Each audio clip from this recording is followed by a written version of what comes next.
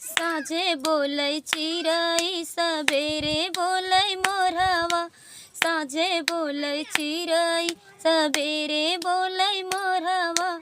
उठा हो सजना अब होई गइल बा भोरवा, उठा हो सजना अब होई गइल बा भोरवा।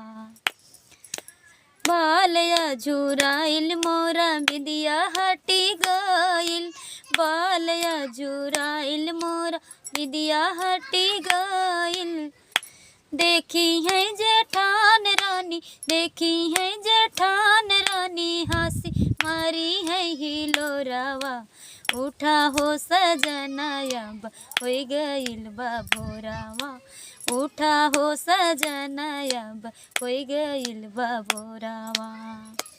साँझे बोलै चिड़ै सबेरे बोलै मोरवा, साँझे बोलै चिड़ै सबेरे बोलै मोरवा। उठा हो सजना अब होई गइल बा भोरवा, उठा हो सजना अब होई गइल बा भोरवा। तो कैसा लगा हमारा गीत आप लोग कमेंट करके ज़रूर बताएं प्लीज़। हमारे चैनल को सब्सक्राइब और लाइक कमेंट, और फेसबुक पर प्लीज़ आप लोग लाइक कमेंट फॉलो ज़रूर कीजिएगा।